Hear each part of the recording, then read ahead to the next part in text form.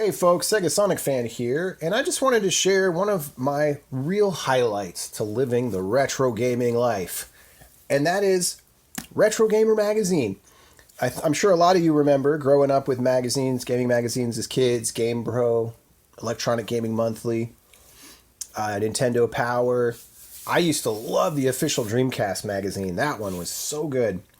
And I'm here to tell you that the glory days are still here. A lot of people just don't know it because this magazine is actually published in Britain. And one of the best things I ever did for myself was get a subscription to it.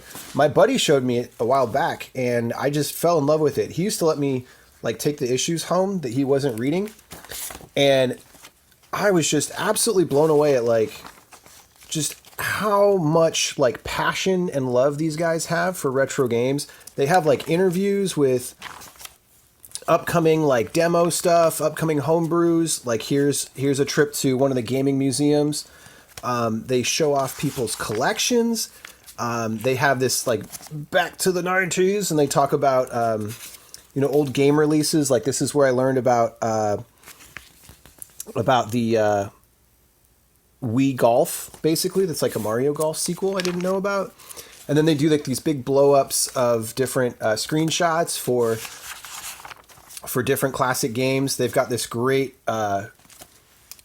cover issue on all the different ports and versions of Street Fighter and Street Fighter sequels and stuff like that.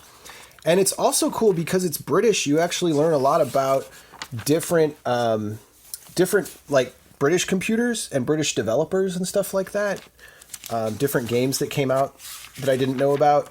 They'll do these little one-offs of games that are related to each other, like budget games. They have one with games that are related to birds. There's a really cool Hangout spread in this issue. Oh man, this is where I learned about the different types of hang-on cabinets they had back in the day. And they interview a collector that's refurbishing one of them. And this was the super hang-on deluxe cab. I'm telling you, this magazine is just awesome. No one's giving me any kind of sponsorship or anything to talk about this. I just think the world needs to know. Yeah, we got to support our, the things that we love if we want to keep them around. Oh my God, this interview is hilarious. This is a guy who worked for Psygnosis.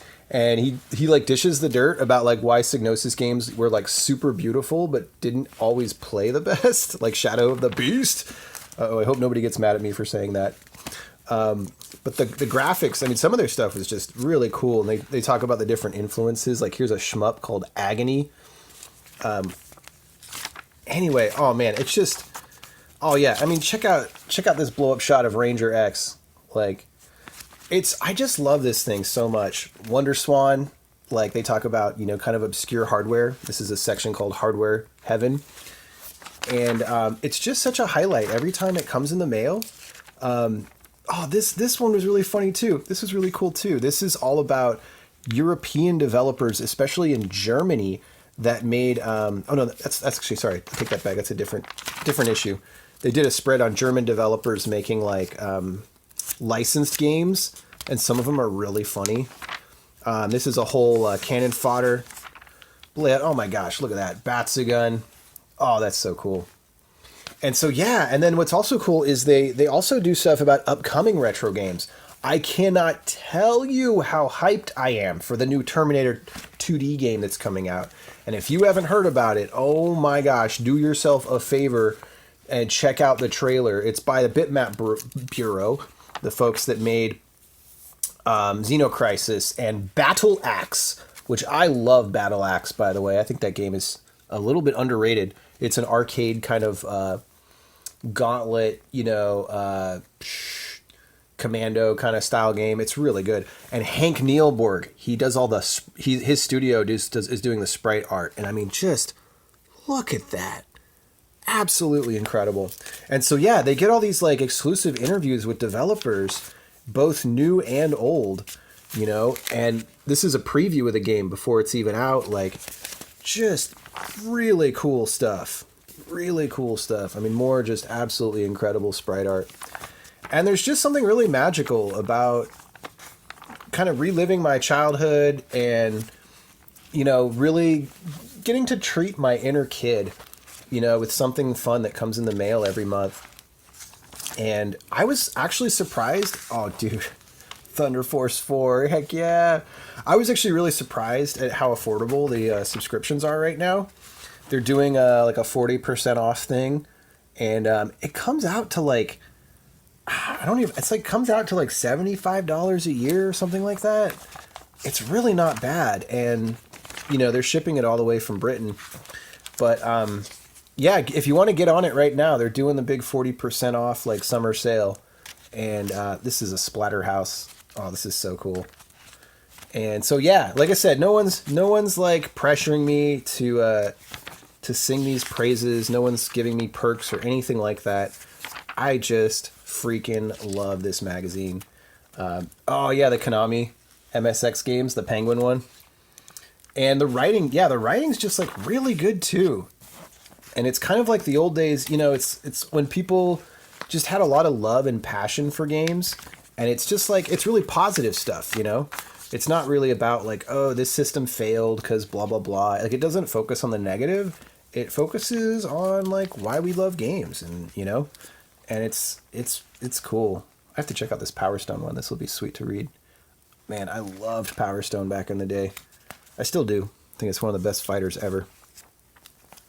But yeah, and of course they got letters you can send in. And then, oh yeah, I should show the back of it. They got the home brewers. And so this is where they talk about like homemade games that are currently being developed. Like check it out. They're doing some like Tetris type stuff for Game Boy Color. It's Columns. Oh my gosh, what kind of Sega fan am I? It's actually a Columns remake. That's super cool. GP Hero, which is a Hang-On inspired game that's coming out, or already is out for Game Boy Color. Just stuff like, it's so nice to like for me to get gaming news this way too. I like vastly prefer it to kind of like online stuff, because it's just, I don't know, it feels like the old days. Oh yeah, this is someone's like collection that they're showing off. So yeah, anyway, this is not all the issues that I have, but I just thought I'd show off some of them. They've done these like little mini companion things with certain issues, which have been also like a huge highlight. This is all Shigeru Miyamoto, who's the creator of Mario, and like all the games that he's been involved in. And I mean, this was just free. This just like came extra with one of the issues. Same with the mini PS2 companion here. And it's just like, full color, great print. My favorite though was so far is the 20th anniversary issue that kind of explains how the magazine came to be and all the shenanigans that go down at the office, prank phone calls, how they track down developers. And it's all got interviews with people. Like, it's just the coolest. So yeah, do yourself a favor, like get a subscription, or just like order a single issue, see if you like it, but I think if we all order it, it'll keep the magazine around for a long time to come. We know that magazines, it's a struggle for magazines to stay in print nowadays.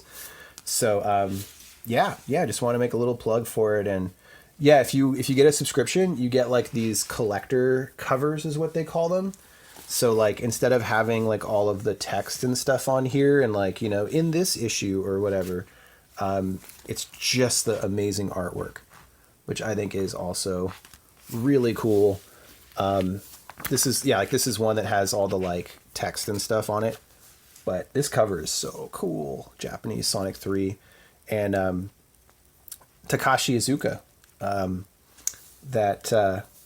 I think that it was the director of Sonic 3. He's interviewed in this issue. Like, how freaking cool is that? And so yeah, you get all the secrets and the tell-all. Oh, here's Xenocrisis, so more Bitmap Bureau love.